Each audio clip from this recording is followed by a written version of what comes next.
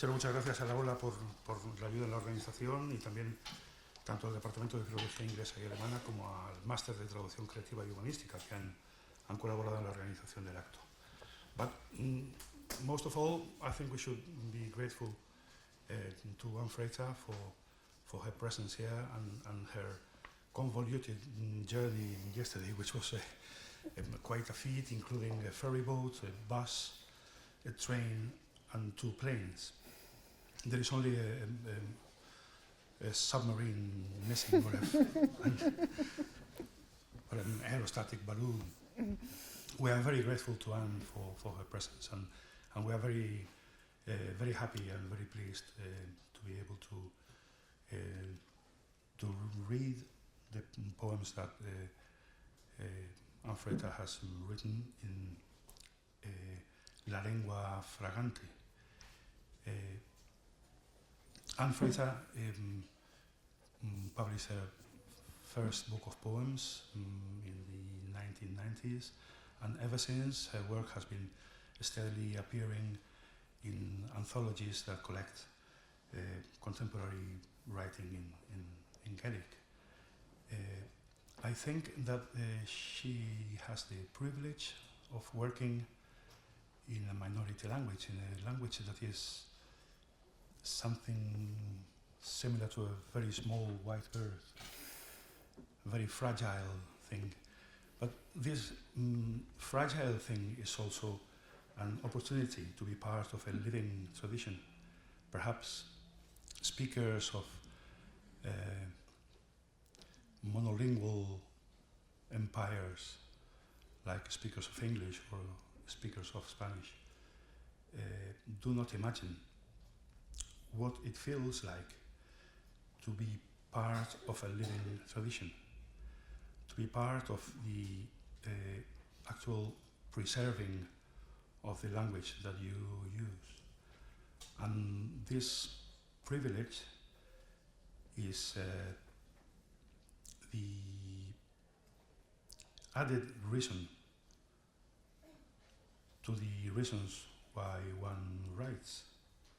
One may write for many different reasons, but there is also, in the case of Anne Frater, the reason of preserving their own language. And that urgency, that rough beauty, which is the same rough beauty of the Isle of Lewis, from where she comes from, is the rough beauty that I found in the poems that she wrote. And I would also like to mention the curious fact, perhaps, that Anne comes from a very small village in the Isle of Lewis, a small village which has a reputation to be the omphalos for Gaelic poetry, because in that very small village called Pavel, there were 3 very important poems for the Gaelic tradition in poetry, and that is the master and promoter of literature in Gaelic, which is Derek Thompson, Ian Crichton Smith, who was reared in Pavel as well, and now a connection with the contemporary scene, the case of Anne Frater. So thank you very much to you for your presence and your listening, and I would like to leave the floor to Anne Frater for the reading of her poems.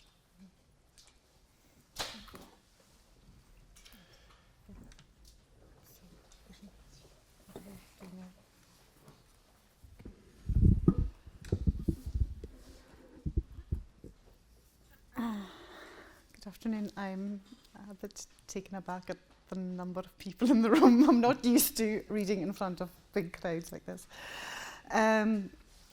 I would really like to thank Miguel and the university for inviting me over here. I was just saying earlier, we've had a very wet and windy winter, so it's nice to get a bit of sun. It doesn't get as warm as this in our summer, so it's very nice. And as well, it's nice to see that Gaelic maybe has something to say to a wider audience. I'll explain some of my poems because some of them are quite specific to culture and the way of life in the islands. Some of the things, the words I use, there's no real proper English equivalent, let alone Spanish. So there'll be. But I grew up in a community where there were people there still are people weaving the Harris tweed, where we cut peat for fuel, where we kept sheep and worked the land, and there's a very strong sense of belonging as well.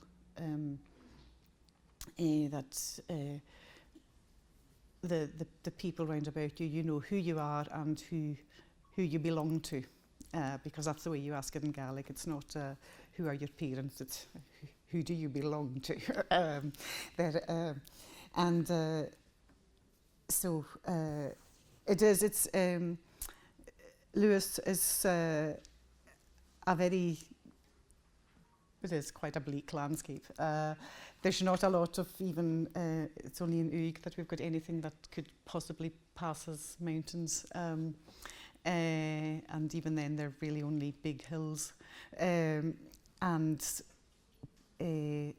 at the same time you're very aware of the natural world, the sea especially, and that there is a, it's my home and I'm very attached to it. I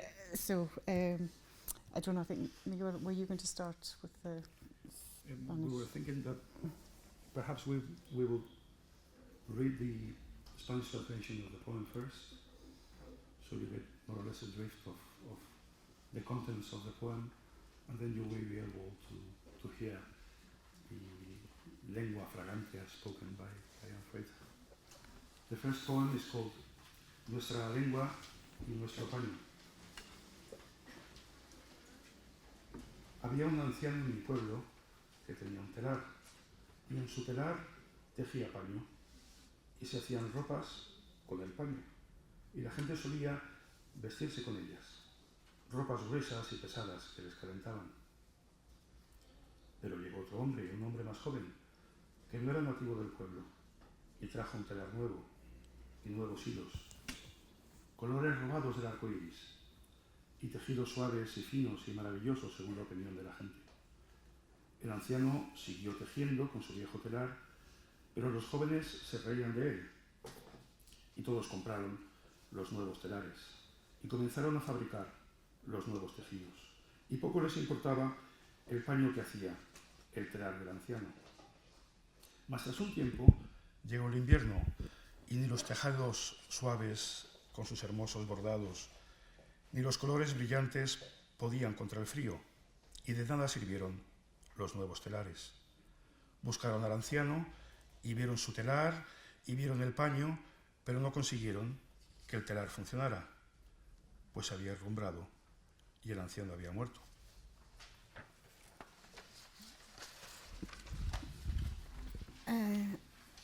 A wee bit of explanation, I think, before I read the poem. Arcanan Sar Clo is playing on the motto of one of the Gaelic societies in Common Gaelic, which is Arcanan Sar Ceol, our language and our music. I did actually work in a loom shed for an old man who made tweed. My job was to fill the shuttles with wool that went to use the loom. And I actually wrote this poem when I was 18, and the future for Gaelic looked extremely bleak. I grew up in a Gaelic speaking community, but looking around me, I was the only, well, my family, myself and my brothers were the only family at our end of the village who were Gaelic speaking.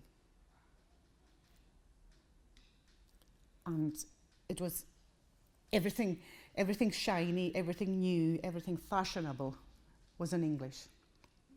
I was not very hopeful about the future of Gaelic at the time. Ar can ansar cló. Va bodoch na ma vale ik er op bjorst. Agus leis a bjorst janig a cló. Agus chai toch a janig an a chló. Agus vig na dynia a cwror yn ydig. Doch tju traum a chymig blad. A chanig ferelle, fer na boike. Fer nach bwynnig an y vale. Agus va bjorst urike, agus sna ur. Dahan yng ngyrd van fwfrosje. Agus doch tanne laum agus áling an na mechna nene. Chaim ma doch leis yn hiawn bjorst. Ach van y dynia o gefenartid. Agus janig at ulen y bjorst yn ure. Agus hosig at y gian yn y clóch yn ure. Agus charo drag ache mi jen y chló bjorst y fodig. Ach, yn ei unie, hanig yn eurig. Agus cha chymig yn ydych laum le na snart yn bria agus na dahan syliar ymach y ffwch. Agus charo ffein as na bjorst yn ure. Lorag at y modoch, agus chwnig at y bjorst, agus chwnig at yn chló. A cha bwrin gaif y bjorst oprochig, o'r fai i'r ffas mirigoch, agus fan bodoch maraf.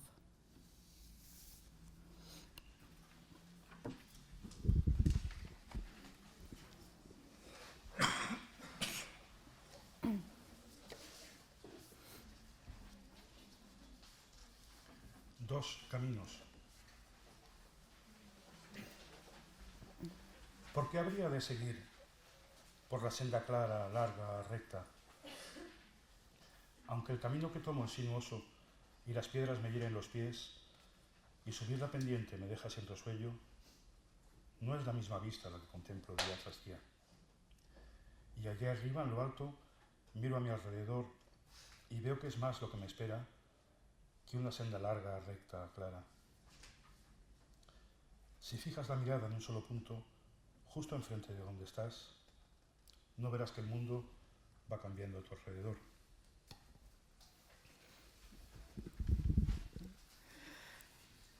Again, this is one of my early poems where I was pushing against, I have to say, not anyone in my family, but some people who were trying to push me into directions I didn't want to go. And I'm a bit contrary that way, and the more that somebody tries to push me one way, the more I'm likely to go the other.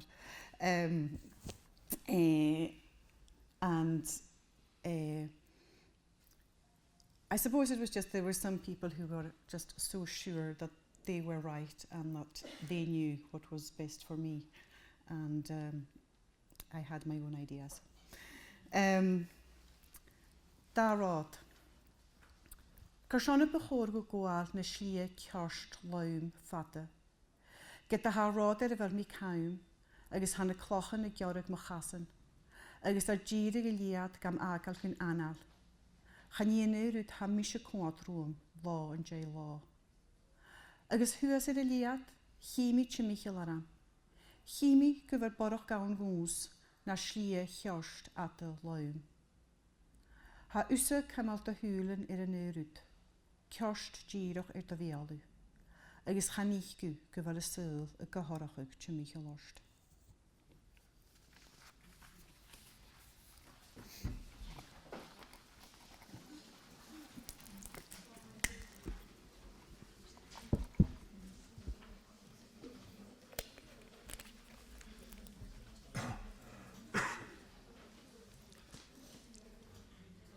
El siguiente poema quizás necesita de las notas que se incluyen en la traducción.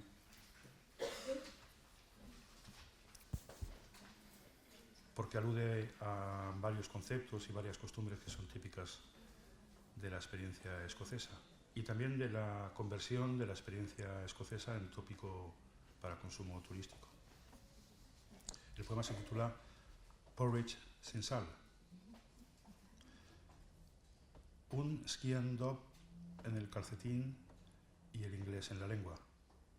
Elogia el porridge por la mañana y se llena el bol de muesli. No hay cosa mejor que el whisky, pero él bebe martini.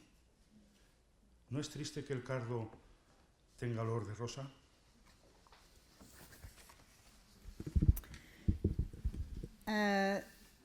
This poem is about the way that all the imagery of Scotland, when people think of Scotland, they think of whisky, they think of tartan, they think of bagpipes. All of these things belong to the Gaels. All the imagery that is used to sell Scotland comes from the Gaelic culture. And yet, apart from Robert Burns, we can't claim him. But at the same time, Gaelic culture itself is treated like it's not important, it's too expensive, it's not worth keeping, let it die. And as well, living here, you won't have had to endure, and endure is the only word I can use for it, the Hogmanay programmes that we used to have when I was growing up. Hogmanay used to be much bigger than Christmas in Scotland. It was the big night of the year. And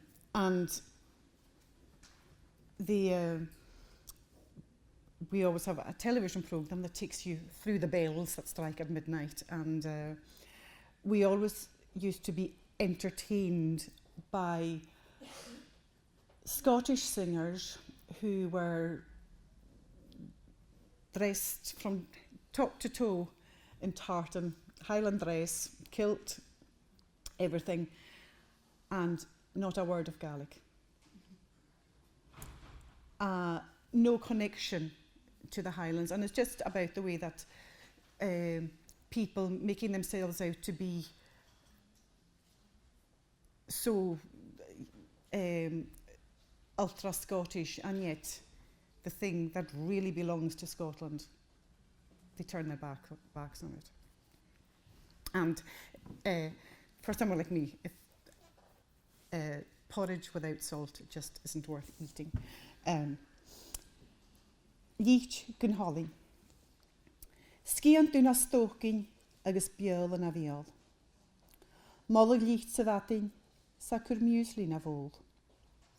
Chanai ar na siarn an isgebehe, ach si martini fys a gôl. Nach an trwag a han chlwar an, le boddog yn rôj.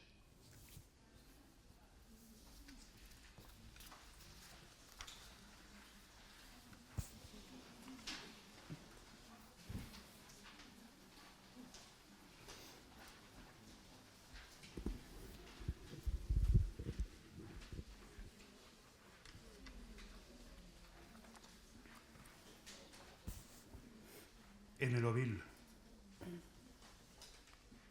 Allí yo, al otro lado de la cerca del prado. Hierba limpia bajo las botas de agua. Las manos frías en los bolsillos. El olor del baño de las ovejas levemente abriéndose paso tentativo hasta llegarme a la nariz. Viéndoles reunirse entre risas alrededor del ovil, empujando a las ovejas entre gritos y maldiciones y carcajadas, dándome todos la espalda, dejándome fuera, y yo allí mirando, esperando una palabra que me volviera útil. Caminando lentamente, recogiendo corderos y persiguiéndolos uno contra el otro, corriendo al balido de su madre, gotas de agua como millones de pulgas que saltan del baño, y los cuernos cabeceando, húmedos, fríos, temibles, a la carrera. Un paso más, dos, y ya veo los rostros que ríen, lana en mis propias manos, el olor de las ovejas en los dedos, las marcas de pintura en las piernas, barro negro y mullido en las botas, y en la lengua, mi propio idioma.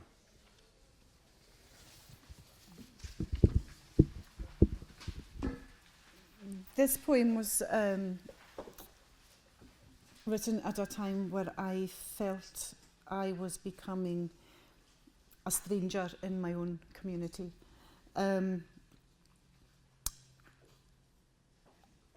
I should explain that the prairie, it's just it's not a big, huge, open expanse like the Canadian prairies. It's just the village. It's a park where it's like a big field, a communal field, which at certain times of year all the sheep are put into. But somebody who had emigrated to Canada and came back home decided to give it the name the prairie. I think with the full of irony, because it's it's nowhere near the size of a Canadian prairie. But the name stuck. And it's just in our village. Every other village has a park. Ours is the only one that has a prairie.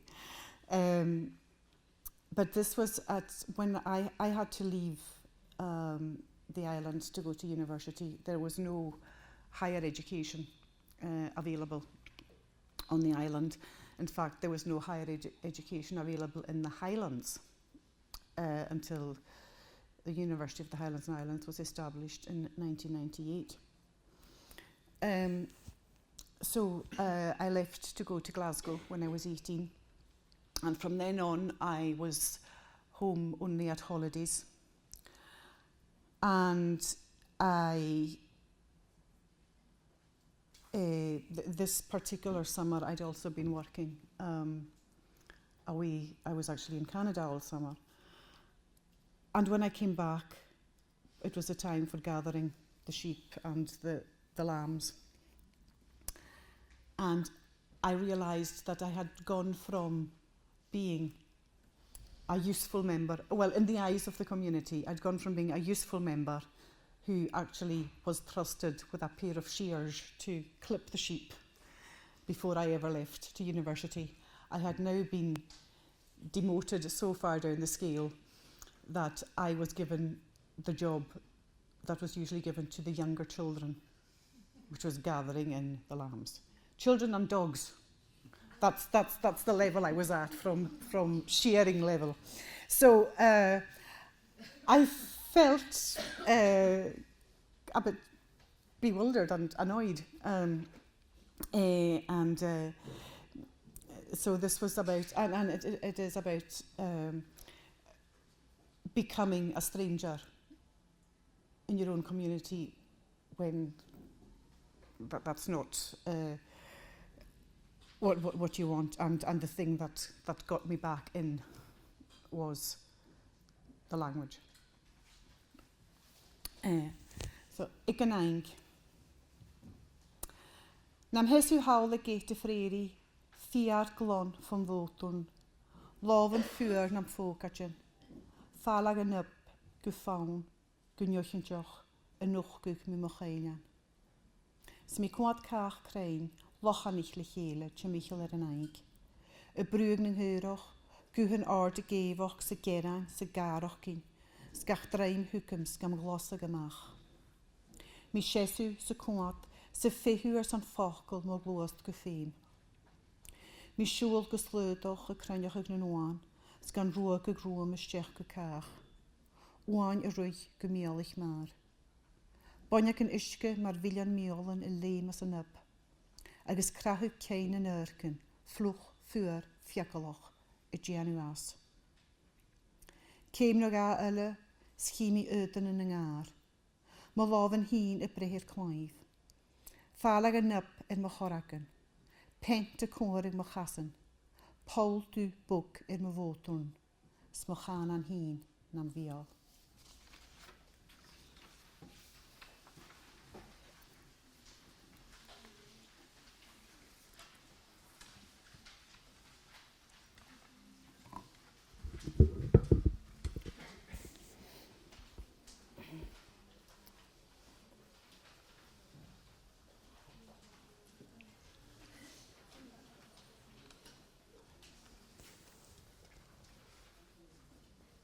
En la tradición gaélica hay un subgénero que es el subgénero de los poemas dedicados a los nombres de los lugares.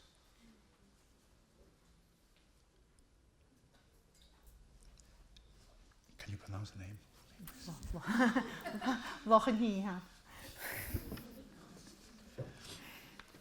Las hadas están aquí, no en los montes, sino entre el brezo del páramo y el olor de la turba, acumulando calor mientras se seca el sol.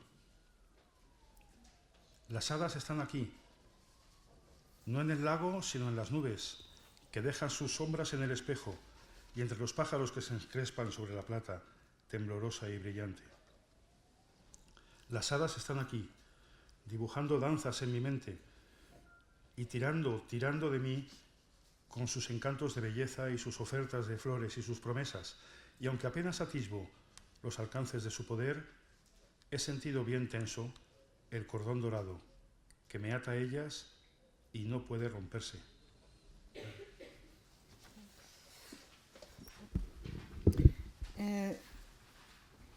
Loch an Híhan is a loch on the moor at the back of the village where we used to cut our peats.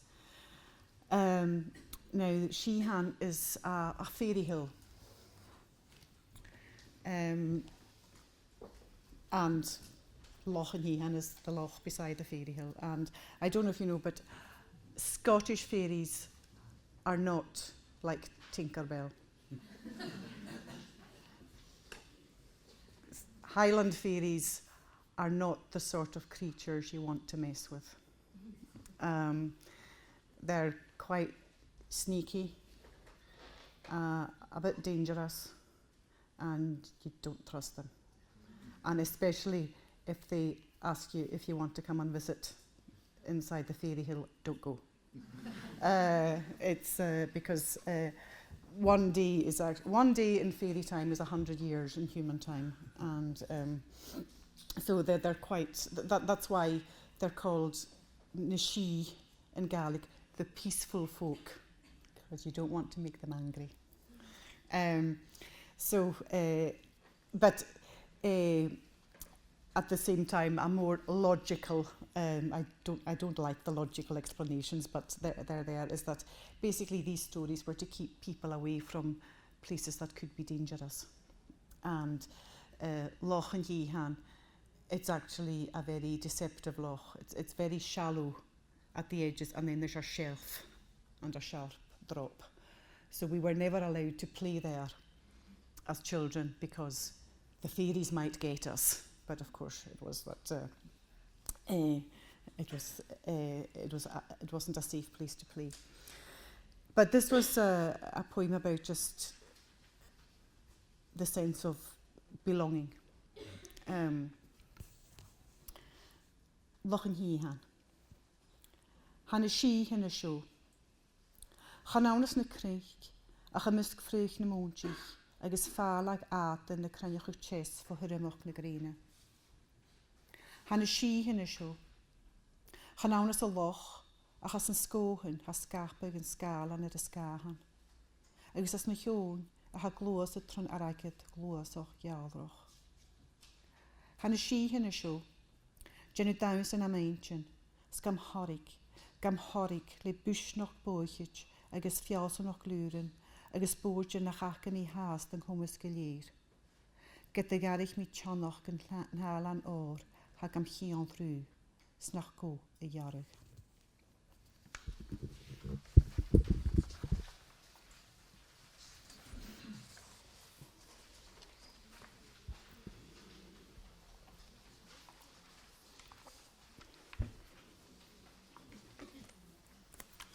El siguiente poema tiene que ver con la turba y por eso la foto de la página primera de la antología.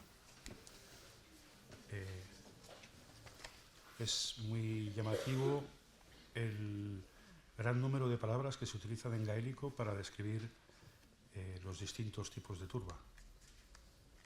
El más valioso es el más oscuro, que se encuentra en el fondo de la turbera, porque es el que produce más calor y el que aguanta más tiempo en combustión. El poema se titula Cortar, recolectar. Una azada que intenta hendir la tierra se detiene. Raíces de brezo que rehúsan ser cortadas, ni por la herramienta más afilada. Raíces que conectan a gaélicos y a lowlanders, a pictos y a vikingos, todos entremezclados en el fondo de la turbera. La huella de cada paso caminado en el páramo, la música de cada lengua que el viento trajo a vela, el calor de cada corazón que se asomó a través de la historia y descubrió allí su propio país, que va ardiendo.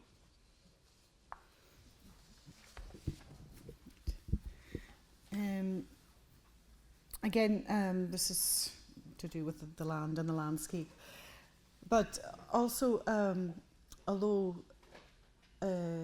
Lewis is a Gaelic community, most of our place names are actually from Old Norse, because up until the 13th century, the Western Isles, the Outer Hèbrides, belonged to Norway.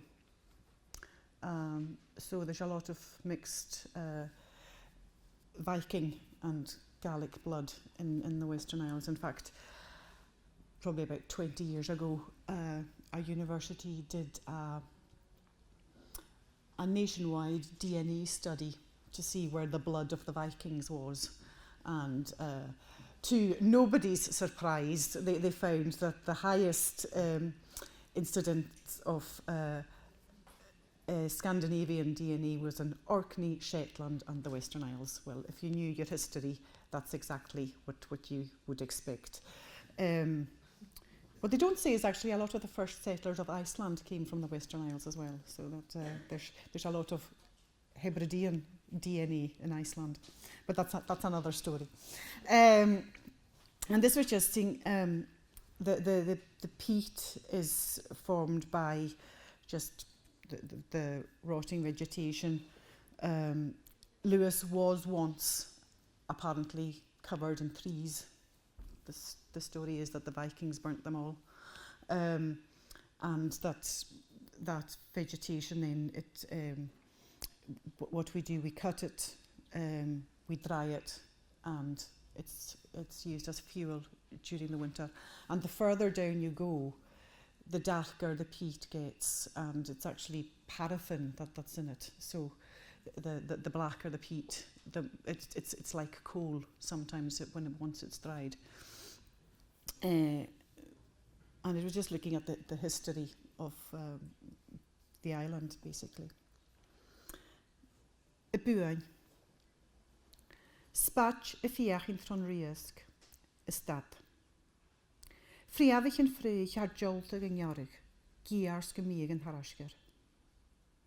Friafich yn y ciol, gael agus gawl, crynioch agus lochlanoch, siad cwnlag sias chwn y cheiran. Lorach gach bawn y chosich na mwnsich, ciol gach canan y ciol y jagau. Blos gach cria y chawl er tro echtri, sy'n ganich y gwych i chyn. Y lwsgus.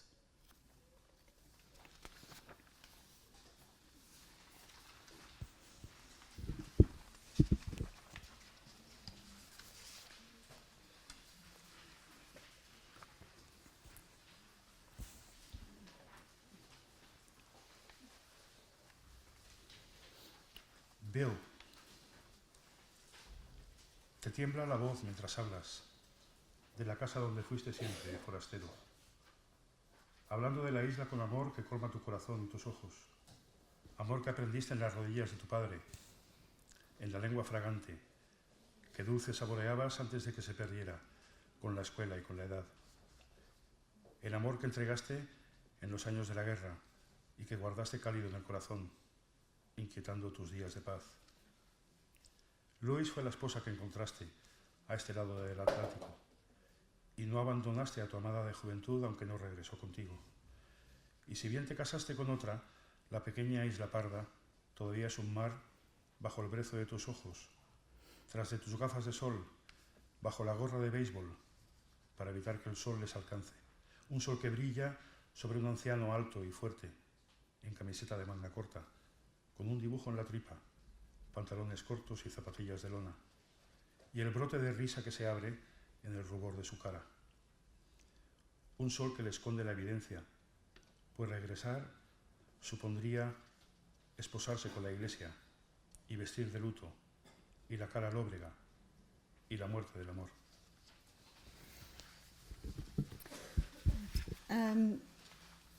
Bill was a cousin of my grandmother, who was born and brought up in Canada.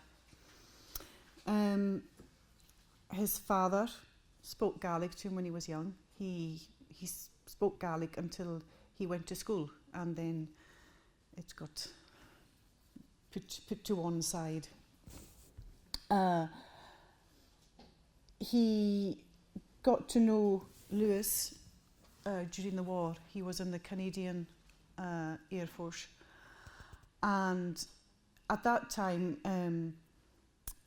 the Canadian soldiers, when they got leave, they would get 2 weeks off, and for most of them it just meant 2 weeks sitting in their base because they had nowhere to go. Bill, knowing that he had relatives in Lewis, took himself up to Lewis and got to know the island and his cousins at home. And as well, he also made himself very popular when he went back down because it was a rural agricultural community. At the time of rationing, the islands were actually better off. So he went back down with fresh baking, fresh chicken, bits of lamb, and made himself very popular with his friends in the barracks when he came back down. And I was one summer working in Canada, and that's where I got to know Bill as well. I stayed with himself and his wife a couple of times. And he always had this dream of coming to live in Lewis. And this poem was just my observation that he was probably better keeping to the dream than trying to make it reality, because the lifestyle he was used to would not have fitted in the way he would have needed to fit in if he'd come back.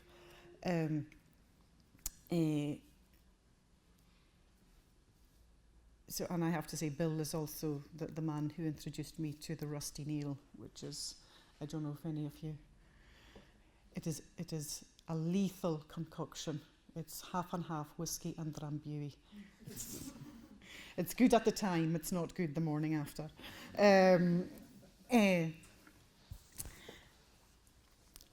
Bill. Cri na dogustu brian y nachi as na chrwyrief ac na daraisiar. Brian yn elan le gwyl a halian eich dochria sto hwlen. Yng ngwyl y iawn sich yw e glôn daher as y chan an chwri y fan a ddil sioch gyda chege mysdiach ymlos y chawl lisgolwch as ys. Yng ngwyl y hwg y siechyd on ymleonach yn y chogi agos y chawm y blon at chria y bwyrych do hi. Bi liawys y fen y hwyrw yn hwys ag yn y chwan siar. Agos chad o'r hei gwylion am dodge, get nach da cheili leid. Sget y ffos yw chele, han heilan byg dawn has na chwan for uch do hwlen, for y spioglar yn dorocha, for y fonart baseball, y cymal y grian for dy hwlen. Grian ha jalrig bodoch ard tapi, on y lien y gordan gyrrig agos jalof efin i'r fynoch, bricish gyrrig agos brogan canafash, sbla y gara y ffysglyg on ymlos y gnwys. Grian y ha ffoloch gyr y nirin, gyffenig yn hilig posig aglis, agos ydoch dw, agos ydon doroch, sgyn baslichig yng ngwyl.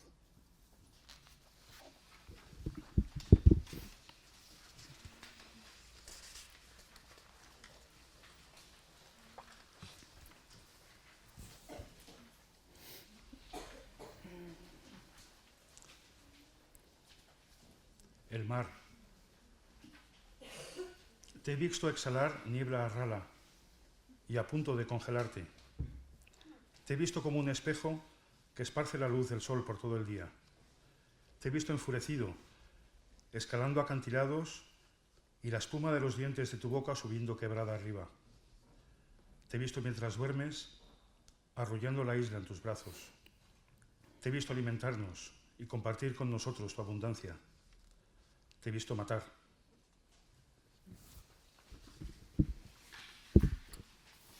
Well, I live on an island, so the sea is a big feature in my life. Also, where I live in Lewis, we're looking out onto a bay, and there's a small island in the bay. And the island is a very good indicator of what it's actually like at sea. Sometimes it looks reasonably calm, and then you see just how high the spray is coming off the side of the island, and you think, well, maybe it's not a good day to be out on a boat. And also I've seen the different moods of the sea.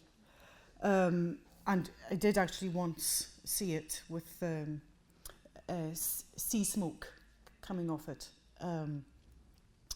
My father, who was in the Merchant Navy, commented that the last time he had seen that was in Archangel, when he was on a run up there.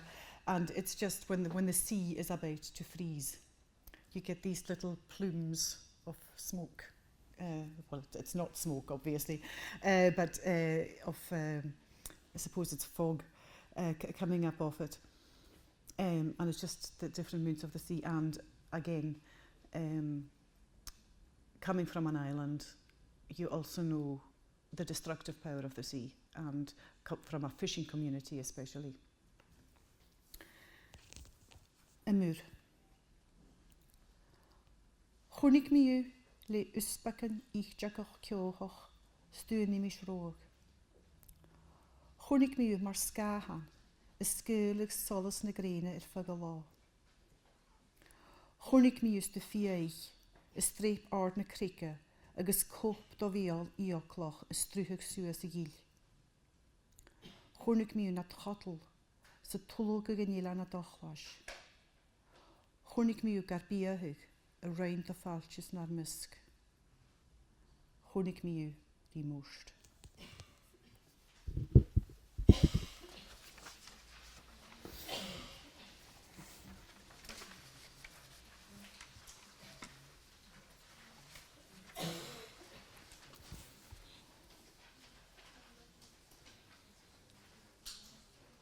Incerteza.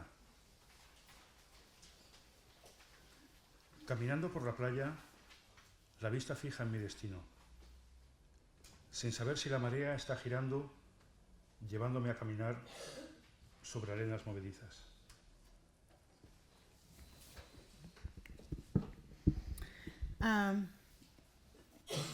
This one is just about uncertainty, but it's based on the image is from a place near to where I live. It's actually the sands near where you were staying. It's a tongue, and there's at the back of the airport. There's a beach there, which looks like a nice beach to go for a walk on, and which is how people get into trouble, because when the tide starts to turn, it turns into quicksand. And luckily, we've had, it's a few years ago,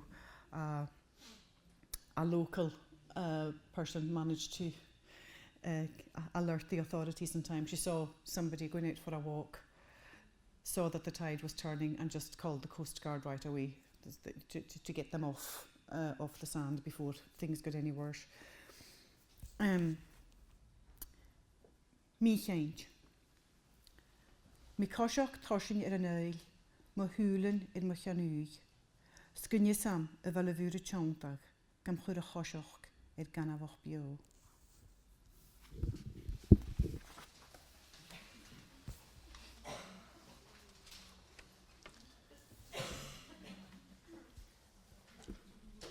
Pregunta.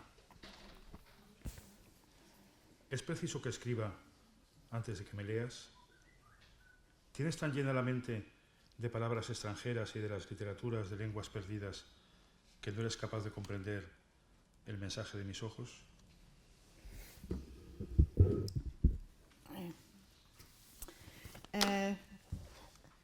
This is one of my angsty "nobody loves me" poems. It was somebody I really liked, but obviously the feeling was not mutual. Having reached the age I am now, I look back at some of these poems and think, thank goodness the feeling wasn't mutual, because I've... anyway, that's another story. Tist. Y fe mi fi ysgrifau, mas lefi mi. Y fel dy llawn cholon, dy gacil gawldes, dy litroch ys nyng hanan caelge, na chwrin ywth tchechgaroch ma hwlen y higsyn.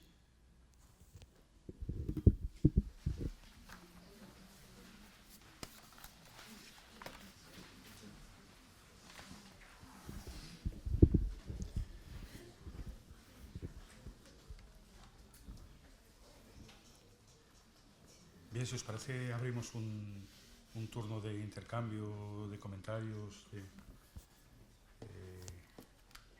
Si alguien no puede preguntarle a Anne en inglés, que haga la pregunta en la lengua que quiere y trataremos de traducir.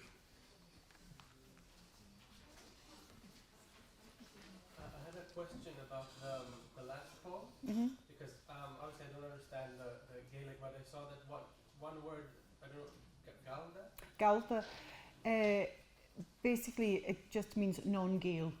Anything that isn't Gaelic is Galta.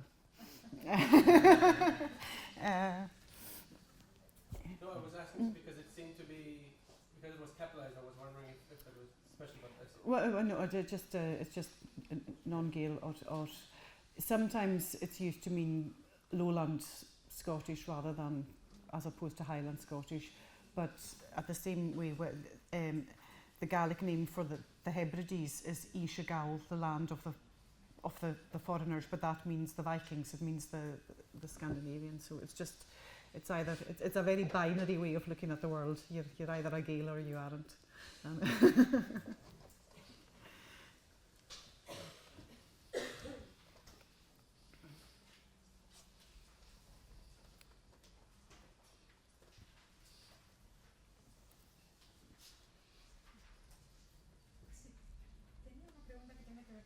De traducción de los poemas, era que me gustaría que nos contaseis, si es posible, cómo preparasteis esa traducción gaélico, inglés, español, el inglés era previo, el castellano fue a partir de las dos versiones.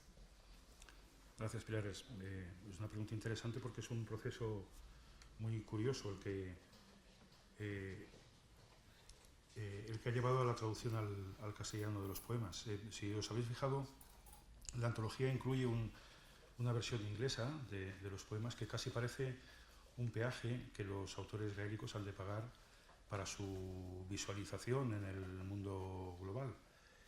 Si os habéis fijado también, en la sesión de hoy hemos conseguido que el inglés solamente sirva para presentar y no para hablar de poesía o de los poemas, de forma que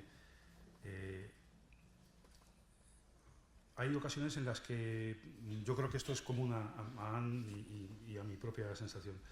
Ocasiones en las que nos sentimos muy a gusto de utilizar el inglés no como fin en sí mismo, sino como medio. Y en este caso, en el caso del proyecto de traducción, mi pelea ha sido directamente con el gaélico, a base de diccionarios y a base de gramáticas y de paciencia, pero por supuesto ese combate no habría llegado a ninguna parte si no hubiera sido por las versiones en inglés que me sacaban de atolladeros en los momentos más complicados. Entonces la versión es una versión que tiene en cuenta el inglés para comprender, pero que revierte al original gaélico para buscar alternativas que el inglés no ha explorado. Entonces hay muchas ocasiones en la traducción al castellano de los poemas en las que aparecen seguramente si hacéis una comparación entre la versión castellana y la versión inglesa, veréis que hay ocasiones en las que no hay conexión. Y la razón es porque es la propia lengua gaélica la que ha sugerido una solución. Entonces es un proceso de traducción en el que yo he tenido una experiencia que hasta ahora no había tenido. Y es la experiencia de la utilización del inglés no como fin en sí mismo, sino como ayuda para la visualización y la existencia de otras lenguas. Hay un poco aquí de venganza frente a la lengua del imperio.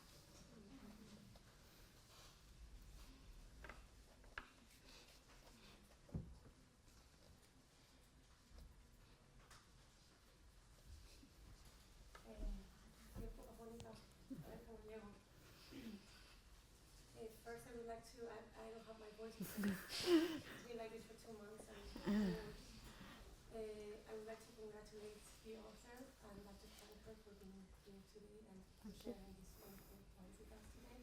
We were teaching a history of the history and culture of the English-speaking countries, first graders. Today we were talking about the Highland clearances, and I'm sure all of them are here present today. They would love to know about the state of Gaelic in the islands today, in the Highlands and the islands, how is it like revitalized, revival efforts that are being fostered, about what the attitude it is in Scotland towards Gaelic today. If you could tell us a little bit more about the state of the islands and Gaelic culture today. Gaelic culture today depends on where if you're looking at numbers or if you're looking at communities. The numbers are going up, but the communities are dying. There's a big upsurge in Gaelic medium education. In fact, it's been so successful, for example, in the city of Glasgow, the Glasgow Gaelic School was so successful they had to get another building. So there's 2 campuses now, and they're both full already. And over 80%, I think, of the children going through these schools have very little, if any, Gaelic background or connection to the islands even. The Edinburgh Gaelic school, again, is very successful, and there's a Gaelic school in Inverness. There's no Gaelic medium school in the Western Isles. And that's where the communities are. It's the last census showed us that although the numbers overall are steady, the fall was not as big as if you had followed the graph, what you would expect. It's starting to plateau. But in the islands, the numbers are falling. I am now, for the first time in my life, in the minority where I was brought up. My district has fewer than 50% Gaelic speakers now. And I'm getting emotional because it's really hard to accept that we might have reached a tipping point where Gaelic is going to be seen as a hobby language, an academic language, a language to be learnt and studied, rather than a language to be spoken. And it's really frustrating as well to see that a lot of the damage is being done by the people who should be fighting hardest for the language. Some of the most vehement anti-Gaelic people are people who should have had it as their first language. People who had 2 Gaelic-speaking parents who were told that because English was the language of education and progress, they thought they were doing the right thing by their children by only speaking English to them. And it's that, I suppose, it's that mindset. I suppose it's more psychological than anything else. It's like what the thing that somebody else has and you think you should have. It's like a child's attitude. Is what you want to do then is to break it. They've got the toy that should be yours, so you break it so they can't play with it. There's a lot of that. There's some really anti-Gaelic sentiment going on, that there are people who complain about all this money being wasted on Gaelic education. Well, these children would have to be educated anyway. You know, it's not like if you weren't teaching them the Gaelic, these children would suddenly disappear and you'd save all that money on teachers. You wouldn't. They would still have to be in schools being educated by trained teachers. So, you know, that's a non-argument. There's a backlash against bilingual Gaelic road signs because people will get lost, people will get confused. Not really. If you've got a map with the names on in Gaelic, which matches the names that are on the road signs, people will find their way around. There's also there are some areas that will say Gaelic was never spoken here. And then you look at the place names and you say, oh yes, it was. Particularly in the north of Scotland as well, there's the areas that were clear, that Caithness and Sutherland, especially in Caithness, there's a very strong anti-Gaelic movement there. And, you know, Gaelic was never spoken here. Well, one of the best known Gaelic poets, Rob Down, was from the very north west coast. So I think Gaelic was spoken in Caithness because and you the clearances did their own damage because the people who were cleared and sent to America and Canada were Gaelic speakers. The Western Isles, it wasn't clearance so much as emigration, and the biggest emigration from the Western Isles happened after the First World War in the 1920s. And it was the fittest, it was, you know, the 20 to 40 age group that emigrated in huge numbers.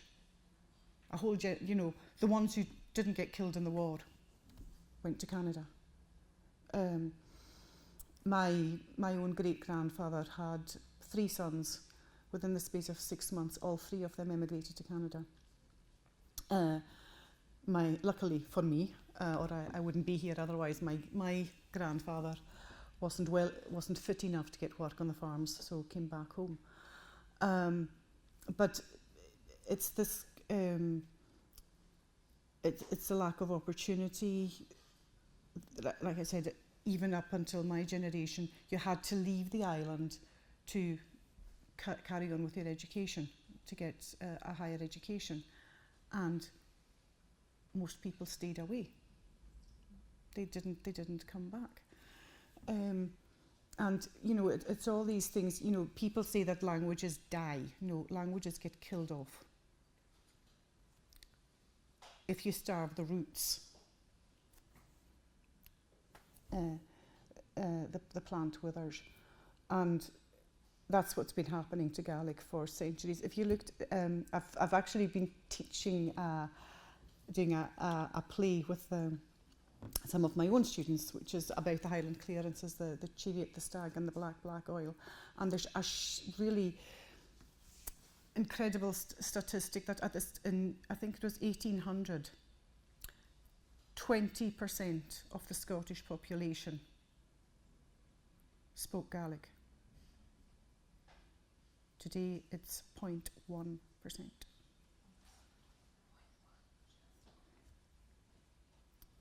That didn't happen by accident.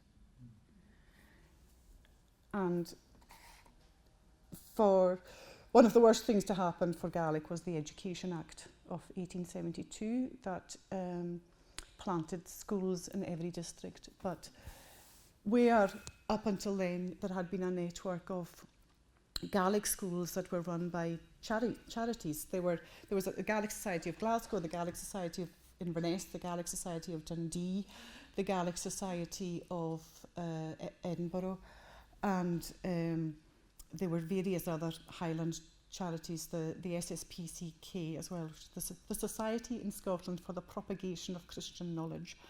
They had schools, and they took the attitude that in order to teach the children to read and write, it made much more sense to do it in their own language. And then that once, and it was, the way they did it was that the school would be in their district for maybe 2 years, and the whole community was educated. And then they would move somewhere else and educate that community. The Education Act did away with all that, and education became solely English. And for 30 years, Gaelic wasn't even taught as a subject in schools in the Highlands. So there's all these things that it's, and you even go back to the 17th century, 16th and 17th century, James VI of Scotland, who they didn't even, in fact, the 1992 Broadcasting Bill was the first Westminster Act of Government that actually named Gaelic. Up until then, there was other indigenous languages, English and other indigenous languages, but then you can't go back to even when we had our own parliament in Scotland. They didn't call it Gaelic; they called it Irish. Didn't belong. They're not like us, in other words. And it is that othering of the Gaelic speakers as well that's been going on for centuries. You're different, therefore you're dangerous, therefore we will do our best to get rid of you. And after Culloden and the breakup of the Highland clans as well, the clan system, that just made the decline even more rapid. So there's been, like I said, that there's progress in that more is being done to support Gaelic as a language. My worry is that not enough is being done to support the Gaelic communities in order to allow them to stay where they are. And we need something like they have in Ireland, where the Gaeltacht areas get special funding. Like if you're going to set up a factory in the Republic of Ireland, you get more government help if you're going to set it up in a Gaeltacht area, because then you're giving people employment that will enable them to stay in their home community and speak their own language. There's nothing like that in Scotland. So it is. It's just people leave to find work, and that weakens the community, and as well, I even see it. You get people saying, "What's the point of Gaelic?" It's like, it's like saying, "What's the point of any language?" It's and it's not just what you will lose if you lose the language is more than just a way of speaking. It's the whole link with what has gone before, a proper understanding of what has gone before. Like seeing in the poems, there are some words that just don't have an English equivalent, and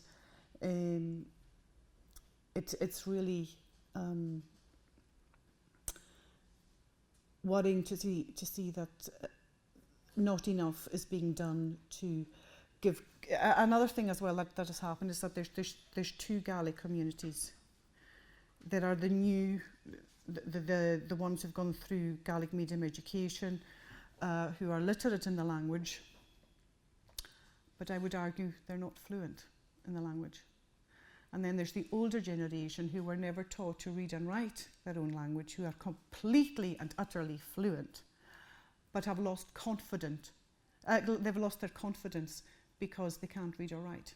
they think that the ones who can read or write and who are using these new words for things somehow have better Gaelic than they have. And again, not enough is being done to make that community feel that their Gaelic is actually the most precious resource we have. And like I said, there's numbers and there's realities, and the two are not the same.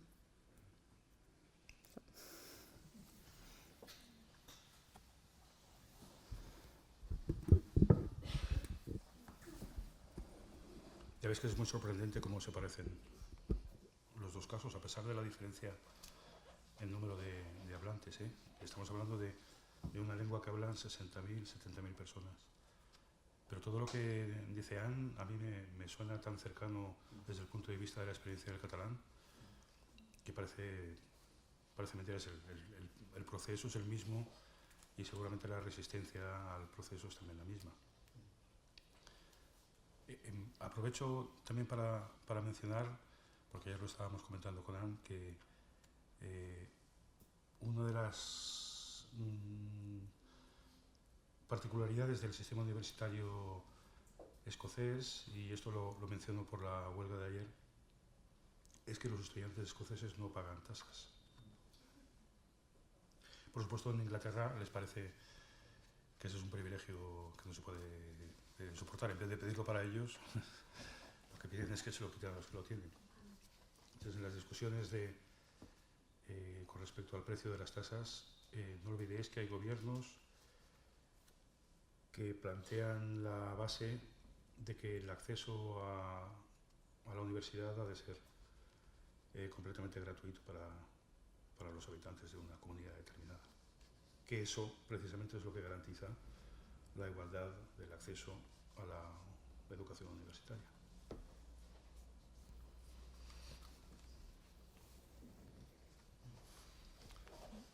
Que no, si no lo digo, reviento.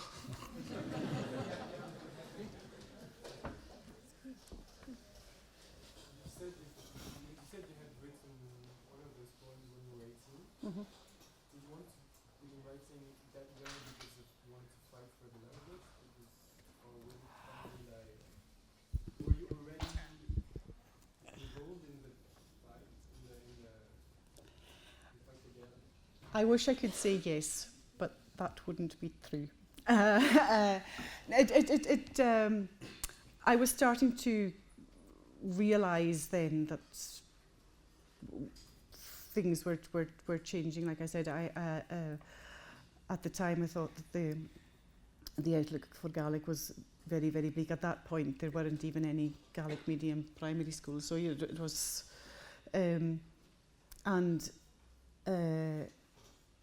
then as I went through university, I did get more and more involved in active campaigning. For example, when the 1992 broadcasting bill was being proposed, it was all based on money, basically, and different television companies bidding for the contract to be able to broadcast in Scotland. And we campaigned that any company bidding to broadcast in Scotland would have to have a guarantee that they would broadcast in Gaelic, you know, a number of hours. We did a lot of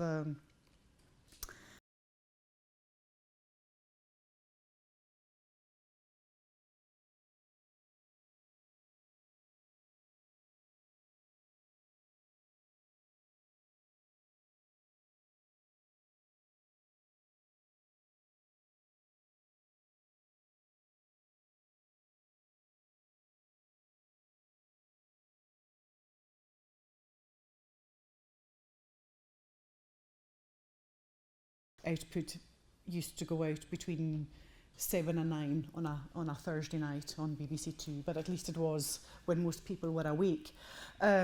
Scottish television, 2, 3 in the morning, they would broadcast their quota of Gaelic. So, you know,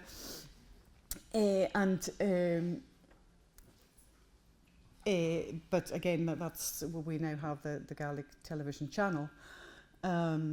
although people are now kind of raising questions as just to how Gaelic it actually is. There's an awful lot of English on the Gaelic channel. But you know, it's like that. It's just trying to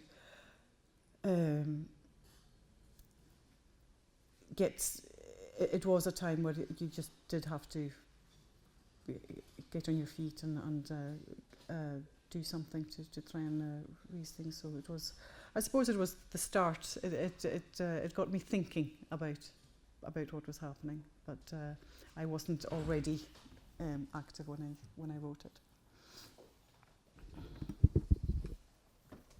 I was wondering whether the fact that there is the Scots language, does that influence all this fight for Gaelic for the worse or for the better? Yes, there's the problem in Scotland is that it's not 2 languages but 3, and there's the argument that you get, and you know, you kind of think if you've got your conspiracy hat on, it's divide and conquer. We'll get the Scots speakers and the Gaelic speakers fighting against each other, and they'll be too busy to see what English is doing. And to a certain extent, you know, I'm on the outside, I don't speak Scots, but part of their problem, you know, and they see, you'll see the arguments, how is it that there's a Gaelic school here and there isn't, why is there no Scots school, why aren't we doing the same to promote Scots? Part of it is because the Scots speakers are still fighting amongst themselves as to what version of Scots they should be using, because there's the Borders dialect and there's the Northeast dialect, the Doric, and then if you add Orcadian and Shetlandic to the mix, it's just that they're kind of they're still at that level where they haven't come together, whereas Gaelic, my dialect of Gaelic, Lewis Gaelic, is different to the other islands. We've even got a different intonation to the other islands.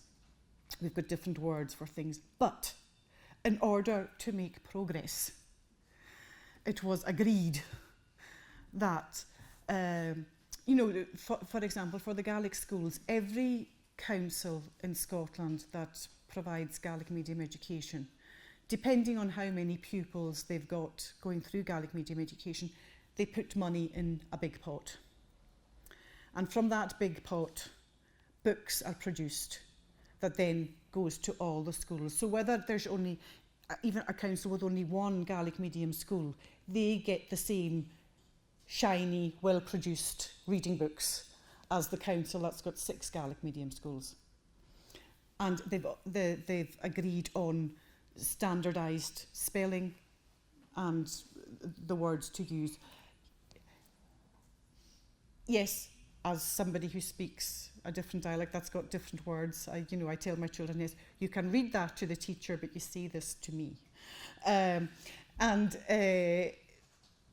But again, they're growing up knowing there's more than one word for things. And because they got organised, they agreed that, okay, we will agree that we write the word this way. You pronounce it the way you pronounce it, but we will all write it this way.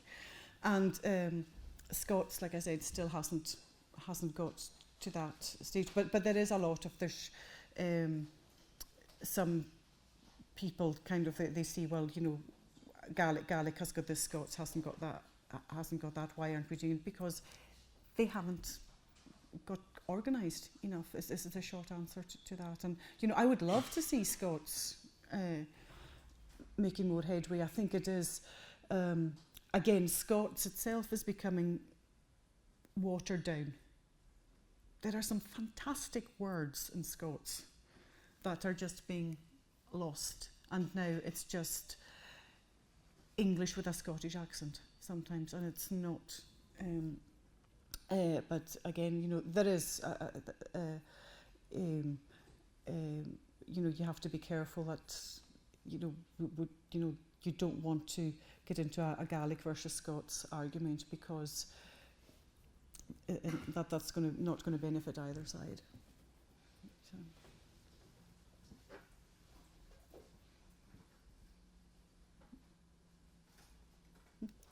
Maybe this is a silly question, but I was wondering how different or similar are the Gaelic spoken in Scotland and the ones spoken in Ireland? It depends what. It's not a silly question at all. But it depends what part of Ireland you go to. You have to admit, the Gaeltacht areas in Ireland are so far from each other that actually sometimes they can't quite understand each other. Whereas if I was listening to somebody from, say, County Kerry or Cork, I would really struggle to understand them. Donegal Irish, however, is the most similar to Scottish Gaelic. In fact, what is really bizarre is that some of their pronunciations are similar to Lewis Gaelic, which is the furthest island away from them, but because they say Copantee instead of Coupatee, which is what you would say every island between Donegal and Lewis. They would say Coupatee, but Donegal says Copantee. This is for a cup of tea. Donegal says Copantee and Lewis says Copantee. So it's, but like I said, it just depends on the dialect, where it's from. And written down, it's easier to follow, obviously, but listening to it, Donegal is the closest.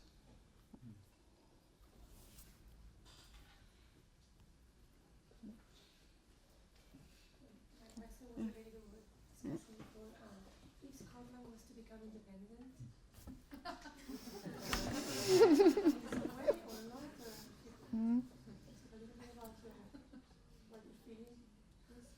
What?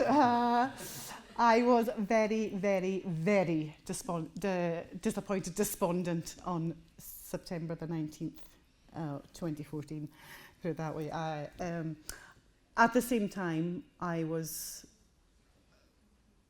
pleased that because when the referendum campaign started, it was fewer than 30% said they were for independence. When it came to the vote, 45% said that they wanted, and it was a huge turnout as well. I mean, I remember seeing a clip of an American news program that was pointing out that that kind of turnout usually only happens in a dictatorship when everybody's only got one party to vote for, and that it was that people came out in those numbers of their own free will was quite something. And what has happened is that it's been really, really interesting. I don't know if any of you are studying politics, because we lost the referendum. And yet, the SNP now seems unstoppable in Scotland. It's the ones who won the referendum, the three parties that won the referendum, have been left with 3 seats between them out of the 59 Westminster seats in Scotland. They've got 1 each. So it's a bit of a Pyrrhic victory for them, I think. And the Labour Party in Scotland has been almost wiped out. The Lib Dems have been almost wiped out.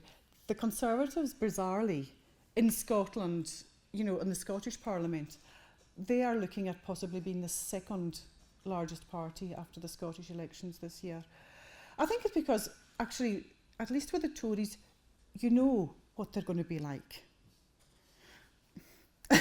And Labour, kind of, they were just like the pink Tories, but at least they're going. You might, if you're going to have a Tory, you might as well have a real one. And so it looks like the polling for the Scottish elections again looks like another overall majority for the SNP, which was not supposed to happen ever in the Scottish Parliament. It was set up with a voting system that was meant to guarantee that there would never be an overall majority. And yet, we're looking at that again. So, I don't know. I think what the referendum campaign did do was give people a voice and get people involved in politics who hadn't been for a long time. A lot of the inner city areas, Labour were getting in because people couldn't be bothered to get out to vote, and then the referendum got them up and out, and they've carried on. And I think, you know, it's like the ones who won kind of, they lost their momentum completely, and the ones who've lost have kept on going. So it's a very, I wouldn't like to be a political commentator or trying to predict things, because I mean it is I have been all my life pro-independence.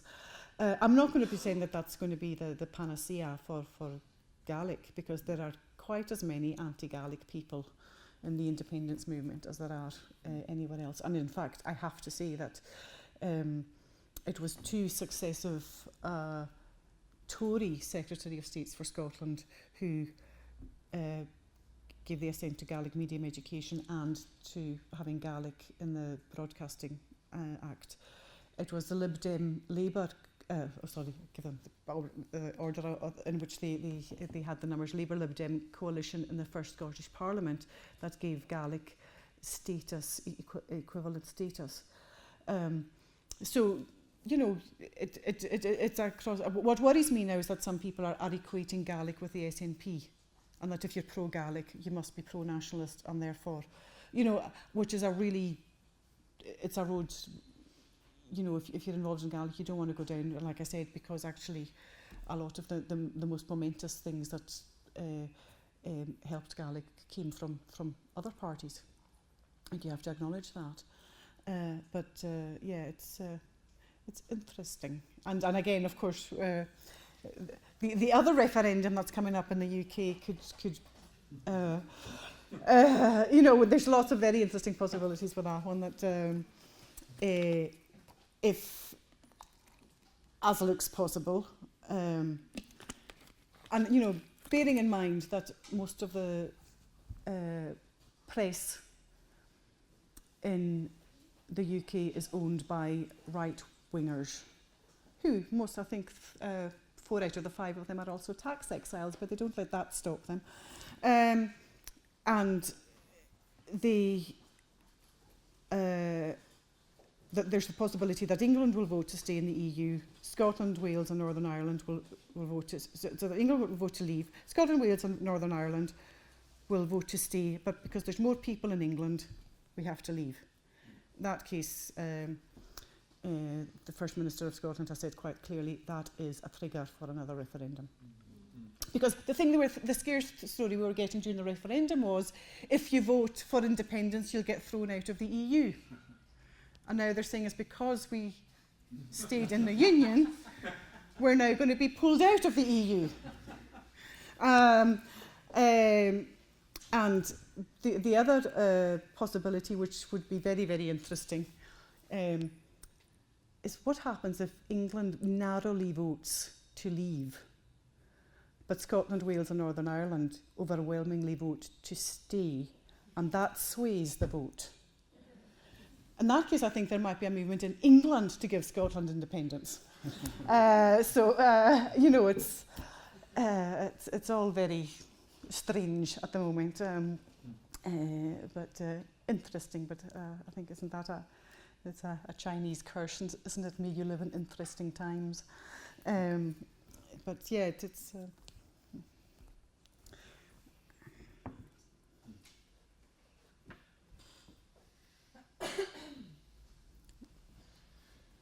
Si os parece, levantamos la sesión. Muchas gracias a todos por la...